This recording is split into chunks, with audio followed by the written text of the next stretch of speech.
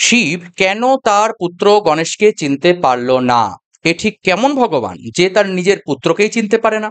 গণেশের মাথা কাটার পর হাতির মাথা জোগাড় করবার কি প্রয়োজন ছিল? গণেশের কাটা মাথাটাই জুড়ে দিলে কি অসুবিধা হতো? জানি বিধর্মীদের এরকম কুপ্রশ্নের সামনে পড়ে সনাতনীরা আজকাল উত্তর খুঁজে পান না এবং ধীরে ধীরে নিজ ধর্মের প্রতি আস্থা হারিয়ে ফেলতে শুরু করেন। কিন্তু এই গণেশের জন্মতত্ত্ব এতটাই গভীর তাৎপর্যপূর্ণ যা আপনি জানলে হয়তো অবাক হয়ে যাবেন। আর চোখে চোখ রেখে এই কুপ্রশ্নকারীদের প্রশ্নের উত্তর দিতে পারবেন আপনিও, যদিও সেটা সেই বিধর্মীদের মাথায় ঢুকবে কিনা সেটা আলাদা ব্যাপার। যাই হোক, আসুন আগে সংক্ষেপে গণেশের জন্ম বৃত্তান্তটি জেনে নেওয়া যাক, তারপরে আমরা জানবো কেন এমন হলো। গণেশের জন্ম নিয়ে সমস্ত প্রশ্নের উত্তর জানবো আজকের এই ভিডিওতে। নমস্কার, আমি শিবপ্রসাদ মুখোপাধ্যায়। আজকের ভিডিওতে আপনাদের প্রত্যেককে স্বাগত জানাই। ঘটনাটা সংক্ষেপে এরকম যে একদিন দেবী পার্বতী স্নানের সময় নিজ দেহমল থেকে বা দেহের ময়লা থেকে একটি সন্তানের জন্ম দেন ও তাকে নিজের দ্বাররক্ষী হিসেবে নিযুক্ত করেন। এমন সময় দেবাদিদেব মহাদেব ফিরে আসেন এবং দেবী পার্বতীর সাথে দেখা করবার অভিপ্রায় নিয়ে ঘরে প্রবেশ করতে যান। তখন সেই নবজাতক পুত্র মহাদেব শিবকে বাধা প্রদান করেন এবং কোনো অবস্থাতেই দেবী পার্বতীর আদেশ ব্যতীত ভগবান শিবকে সেই ঘরে ঢুকতে বাধা দেন। মহাদেব ক্রোধান্বিত হয়ে সেই নবজাতকের অনেকবার সাবধান করলেও সেই নবজাতক নিজের লক্ষ্যে অবিচল স্থির থাকেন এবং কর্তব্য থেকে সরতে চান না এবং বারবার শিবকে ঘরে ঢুকতে বাধা দিতে থাকেন। এমন সময় শিব নিজের ত্রিশূল দিয়ে সেই নবজাতকের মস্তক ছেদন করেন, ফলে সেই নবজাতকের মৃত্যু হয়। ঘটনা পরম্পরায় আমরা দেখি যে এরপরে দেবী পার্বতী নিজ পুত্রের মৃত্যুতে অত্যন্ত ক্রোধান্বিত হয়ে ওঠেন এবং সমগ্র সৃষ্টিকে ধ্বংস করতে উদ্যত হন।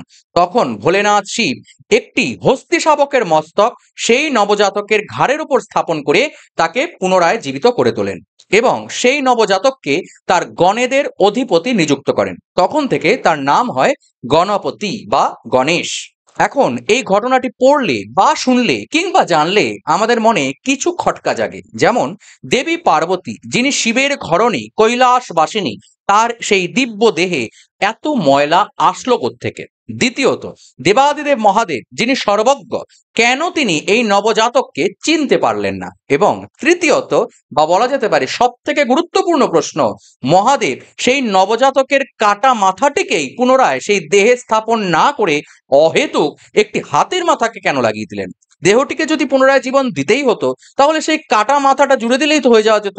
কিন্তু ভগবান শিব তা করলেন না কেন? আসুন একে একে এই প্রশ্নগুলির উত্তর জানা যাক। প্রথমেই জানতে হবে যে দেবী পার্বতী আসলে কে। তিনি হলেন মহাশক্তি।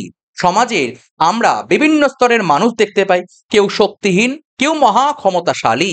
সাধারণত যখনই মানুষের কাছে প্রচুর ক্ষমতা বা শক্তি চলে আসে তখনই তার মধ্যে অহংকার বা অহংবোধের সৃষ্টি হয়। আর আমরা জানি অহংকার হলো পতনের মূল। অহংকার দ্বারা সেই মহাশক্তিধর ব্যক্তিটিও নিজের পতন ধীরে ধীরে ডেকে আনে।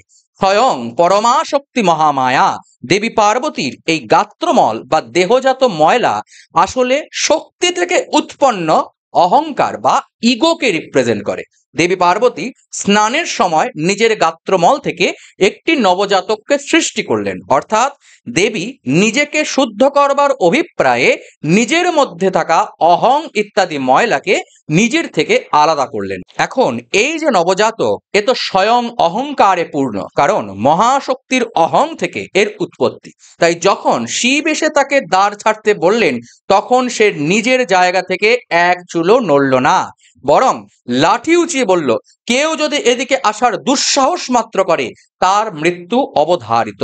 এখানেই আসে দ্বিতীয় প্রশ্ন, শিব নিজের সন্তানকে চিনতে পারল না কেন? উত্তর হলো, শিব সর্বজ্ঞ, তিনি সবই জানেন।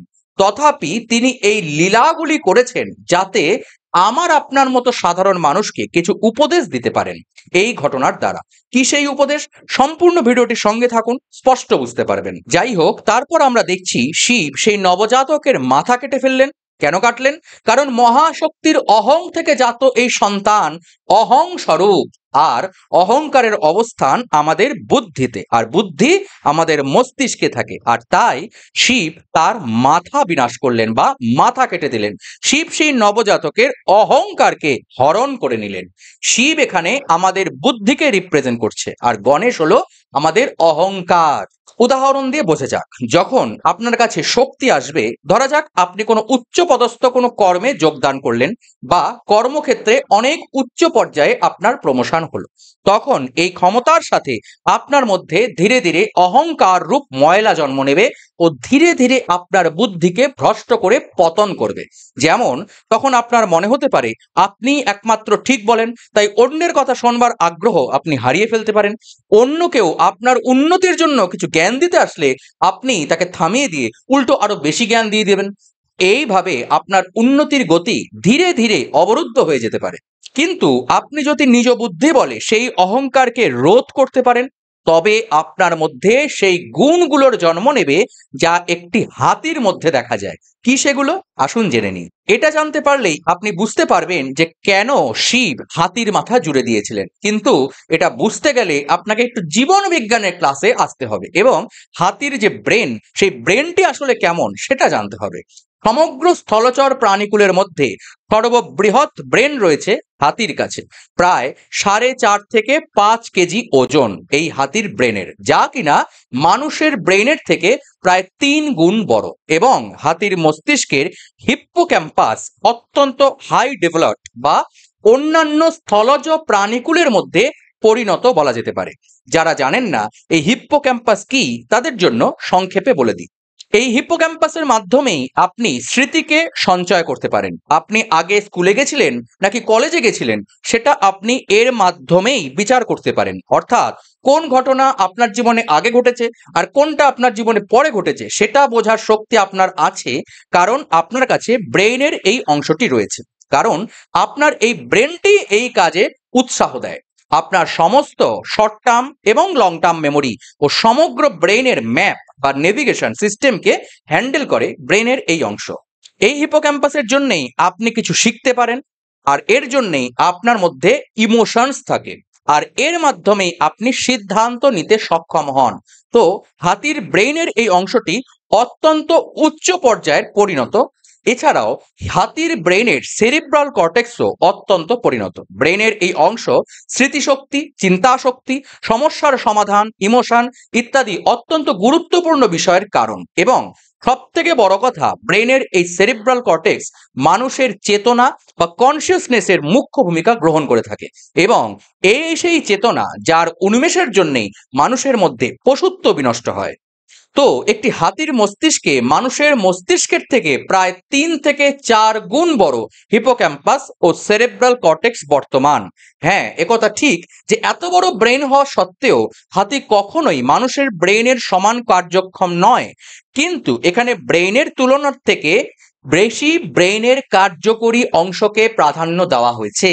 যেহেতু সেই মৃত নবজাতকের মাথাটি অহংকারকে রিপ্রেজেন্ট করছে এবং শিব সেই অহংকারকে বিনাশ করেছেন মস্তক ছেদনের দ্বারা, তাই পুনরায় সেই মস্তককে স্থাপনের অর্থ এটাই যে সেই অহংকারকেই পুনরায় স্থাপন করা। কিন্তু শিব তার জায়গায় হাতির মাথা জুড়ে দিয়ে সেই নবজাতকের মধ্যে প্রাণ ফিরিয়ে আনলেন। এই ঘটনা আসলে আমাদেরকে আমাদের এই বুদ্ধির দ্বারা অহংকারকে বিনাশ ও চেতনার উন্মেষকে শিক্ষা দেয়। কিভাবে?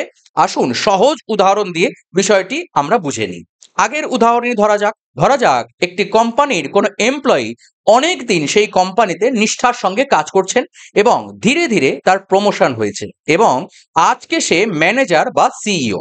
তো যখনই সে এই উঁচু পদে আসীন হলো, তার মধ্যে আসলো অহংকার। সে এখন কাউকে মানে না, কাউকে শোনে না, ফলে তার এতদিনের যে উন্নতির একটা ধারা তাতে বাধা পড়বে। কিন্তু সেই ব্যক্তি যদি বুদ্ধি বলে নিজের অহংকারকে ত্যাগ করতে পারেন, তবে তার আরো শেখার ইচ্ছা বেড়ে যাবে, আর আরো আরো জানার মাধ্যমে তার আরো উন্নতি হতে থাকবে। সে নিজের কোম্পানির উন্নতির জন্য কি কি করা উচিত তার সঠিক সিদ্ধান্ত নিতে পারবে। হাতির মাথার ছোট মুখ কম কথা বলা ও হাতির বড় কান বেশি করে শোনাকে বোঝায়। একজন বিচক্ষণ ব্যক্তির লক্ষণই হলো কম কথা বলা ও মন দিয়ে শোনা বা পর্যবেক্ষণ করা। এই গুণাবলী তখন সেই এমপ্লয়ির মধ্যে দেখা যেতে পারে। তার মধ্যে হাতির সুরের মতো কর্মচঞ্চলতা বৃদ্ধি পাবে। ঠিক যেভাবে হাতির সুর কখনো স্থির থাকে না, সর্বদাই চঞ্চল, হাতি এই সুরের দ্বারা সমস্ত কাজই করে। জল খাওয়া থেকে শুরু করে ভারী উপকরণ সরানো, এই সমস্ত কাজ হাতি সুরের মাধ্যমেই করে থাকে।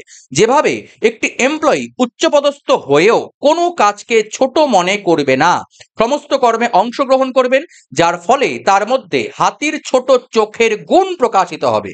হাতির মুখের ছোট চোখ দূরদৃষ্টিকে বোঝায় এবং সেই এমপ্লয়ি দূরদর্শী হবেন, যার ফলে মহাশক্তিধর হয়েও শুধুমাত্র অহংকারের বশবর্তী হয়েই তিনি থেকে যাবেন এমনটা নয়, বরং সেই হাতির গুণাবলী অর্জনের মাধ্যমে তিনি হয়ে উঠবেন একজন সত্যিকারের পথপ্রদর্শক বা লিডার। যেভাবে সেই হস্তিমস্তক নিয়ে জীবিত নবজাতক শিবের গণেদের অধিপতি গণেশ হলেন। মহান ক্ষমতা আসার সাথে সাথে আসে মহান দায়িত্ব, আর সেই দায়িত্ব সঠিকভাবে পালনের মাধ্যমে সেই ক্ষমতার আসল শক্তি প্রদর্শিত হয়। আর মানুষকে সেই উপদেশ দেওয়ার জন্যেই সর্বজ্ঞ দেবাদিদেব মহাদেব সেই দিন সেই নবজাতককে না চেনার লীলাটি দেখিয়েছিলেন। সেই দিন যদি শিব সেই নবজাতকের মস্তক ছেদন করে হাতির মাথা না লাগাতেন, তাহলে এরকম একটা গুরুত্বপূর্ণ বিষয় আমার আপনার মতো সাধারণ মানুষ কিভাবে শিখতে পারতাম? তো এই হলো গণপতি বা গণেশ, জনগণের পতি বা জনগণের ঈশ্বর। গণেশের হস্তিমস্তক তত্ত্ব জানলে, বুঝলে এবং নিজের জীবনে অ্যাপ্লাই করলে নিজেই গণপতি বা গণেশ হয়ে ওঠা যায়। তো এরপরে যদি কেউ আপনাকে প্রশ্ন করে শিব কেন নিজের পুত্রকে চিনতে পারলো না, কিংবা গণেশের হাতির মাথা নিয়ে যদি কেউ মস্করা বা বিদ্রুপ করে, তবে তার জবাব আপনি দিতে পারবেন তো? নিচে কমেন্ট করে জানাতে ভুলবেন না। ভিডিওটি যদি আপনাদের ভালো লেগে থাকে তবে অবশ্যই ভিডিওটিকে লাইক করুন, কেমন লাগলো নিচে কমেন্ট করে জানাতে ভুলবেন না, অবশ্যই শেয়ার করবেন আর অবশ্যই সাবস্ক্রাইব করে সঙ্গে থাকবেন। দেখা হচ্ছে পরবর্তী ভিডিওতে। নমস্কার, জয় সনাতন, জয় সনাতনী।